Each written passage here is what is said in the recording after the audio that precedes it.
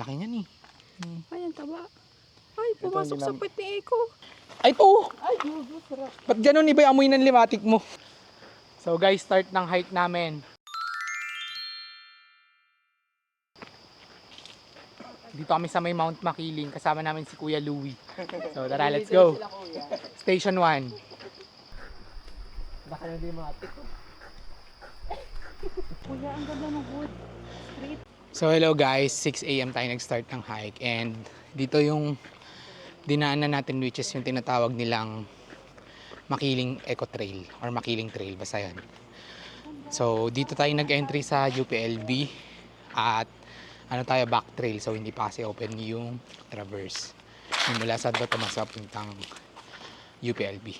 So pa station 2 pa lang kami, and so yung traverse daw ay sarado dahil parang may gumuho ata or something nung bagyo.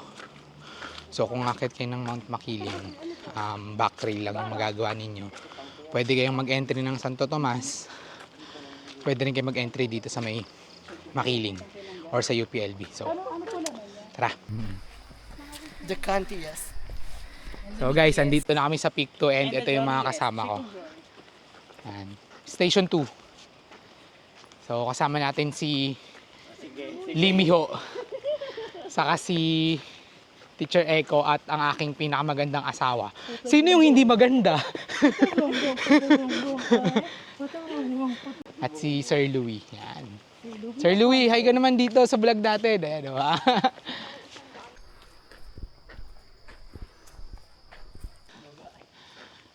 So guys, sobrang aliwalas dito. And kung makikita niyo yung mga puno, ayan. Ganda. Naka-shade talaga siya sa may daanan.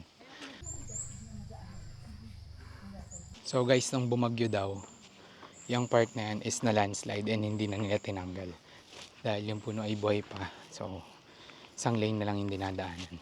Mula dun sa station 1, puro daanan siya na paahon. Ito, nasa station 5 na siguro kami. Puro daanan siya na paahon lang. Ayan.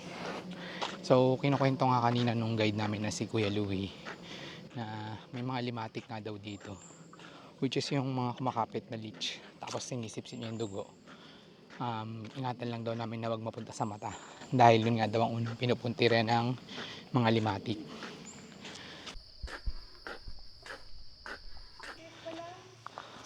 So guys, nandito kami sa may Station 5 and sabi ni Kuya Louie ay more or less 10 kilometers daw to hanggang Station 30. So ang balikan natin ay 20 kilometers or less. Since this is a back trail, so 10 kilometers papunta, 10 kilometers pabalik. Mahababang lakaran pa to. Let's go. So guys, yung part na yun may naka-parking. Ano yan? Bahayan yung loob niyan. Guys, Station 6 na. Ano pa? 24. So guys, ito yung Station 7, which is yung part na may mga tindahan, water source, sa bilihan ng mga pagkain. Ayan. Kaway ka naman kay Dogo. Hello. Pwede kayong bumili ng buko. Ayan. May mga pagkain. Morning! Morning, morning. Guys, Station 7 daw. Pwede tayong bumili dito ng pagkain. Binalot. Buko. Ganyan. Ayan, pwede kayong minom ng buko, tubig. Kung gusto nyo bumili. So guys, nasa Station 8 kami, papuntang Station 9. May mga nakasabay na tayong mga fellow hikers natin. Ayan, ang dami nila.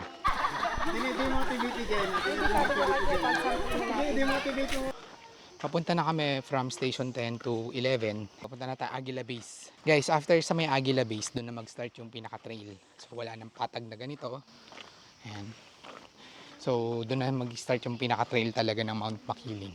And doon na rin yung mga encounter namin sa limatic, ganyan. So ayun. So guys, bali tong hike pala na to ay preparation namin for Mount Pulag via Fuji Trail. Bago yun, Fuji Trail. Okay.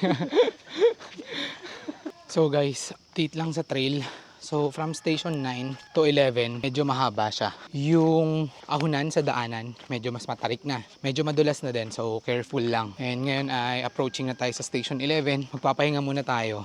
Then, inom ng tubig. So pahinga muna tayo. This is Station 11.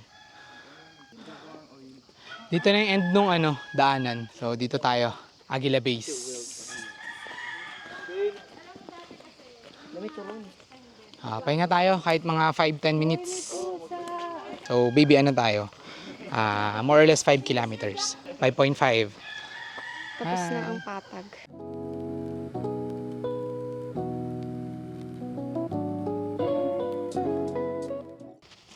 So guys, welcome to Wilderness. Welcome to the wild green. So guys, dito na mag-start yung trail namin. So kung kanina puro paahon na daanan, ito na tayo, trail na talaga. So station 11, from here mga 19 stations pa para maka station 30 tayo. So medyo moist ngayon yung daanan or yung trail. So mukhang makaka-encounter tayo ng limatic.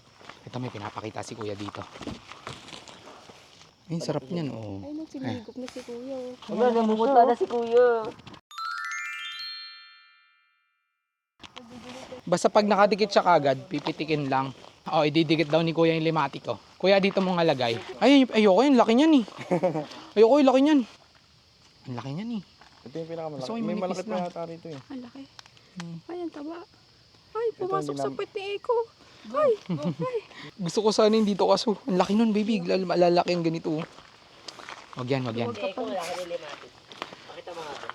Ay, ito! Ay, gusto, sarap. Tara.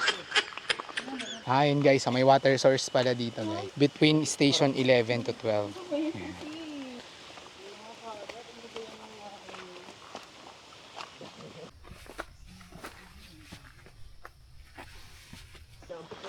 Ganda. Ganda ng dito guys, ng pagka-berde. Berde ng makiling.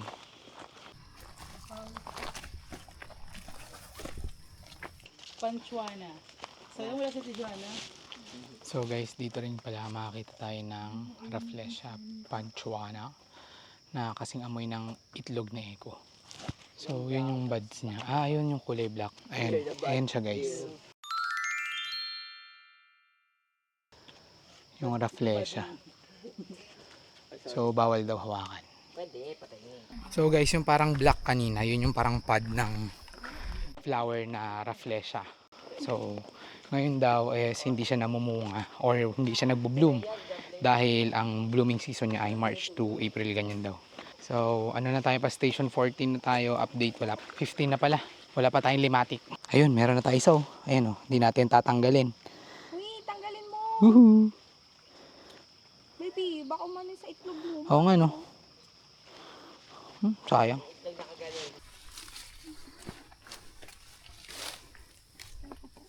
Yung part na to guys, medyo maze.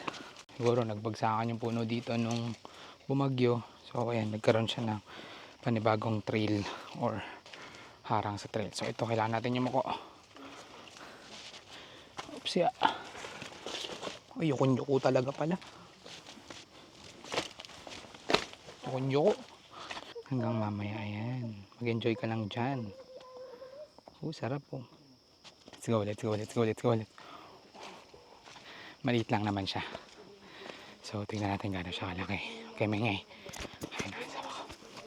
Hindi, promise, ang laki.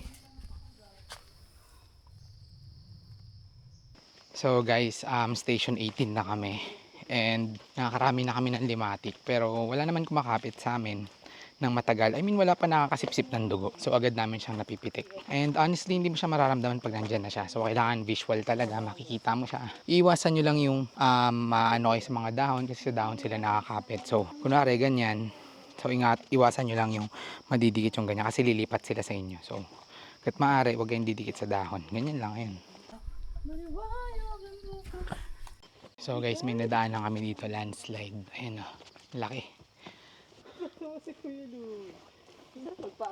So guys, station 20 na kami. 9:20. Take 5.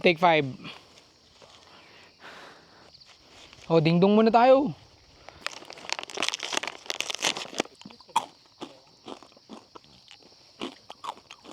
So guys, after station 20, going 21 to 30, itong paahon na siya. So medyo matatarik na yung mga ahonin, nakakahingal, so dahan-dahan lang kayo.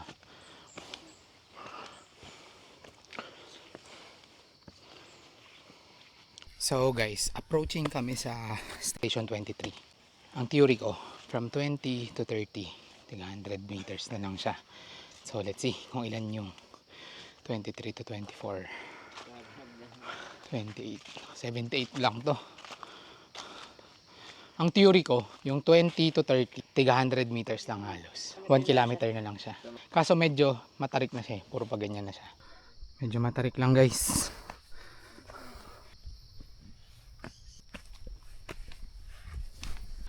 So guys, first lubid namin dito sa may Mount Makiling. Sundan natin si Mrs.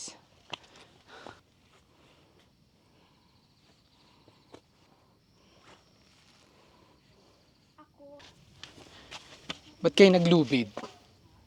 Kung pwede naman kayo dumaan sa gilid. Ah, potek. Oh shoot. Ay, paano to? Pota. Ay! Ugogo! Lain ko siya. Tara, tara. Ayop.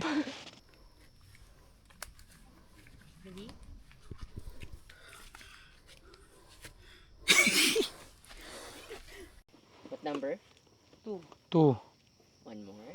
2, Okay. How about this one? 5, 5. So it's 2, 5. 7. class dismissed. Punyeta. Teacher, naka-record po kayo. Oh my God. Sorry, class. Ang unang pangalan talaga ng limatik ay mimatik. Okay?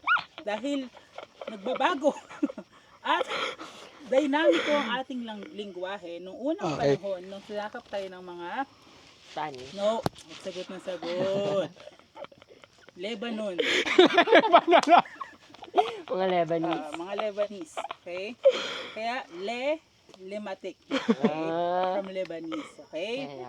Class dismissed, go. Go to room number 25 for your science class. Go. May lubid, pero feeling ko hindi mo kailangan ng lubid dito. Ayun o, try natin. Wala, hindi kailangan. Hey guys, it's station 26 already. Ganda ate ko. Ah! Saan maganda dyan? Ito, oo. Ayun o. Ang ganda, ganda sa pakin. Pero mo na si... Pa 27 tayo. So guys, station 28, class 2. 28 to 29 is 49 meters lang or 50 meters halos. Let's go, let's go, let's go. So guys, we're here at the... Saan na station 29?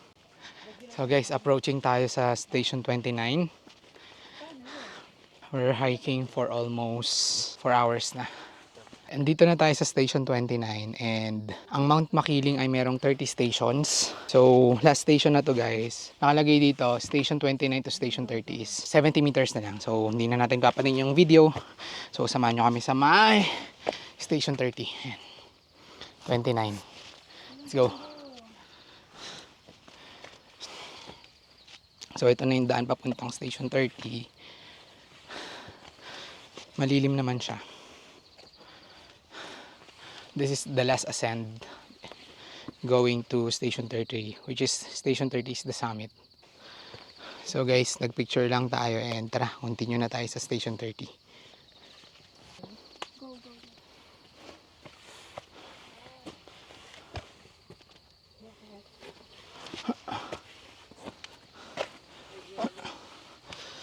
go.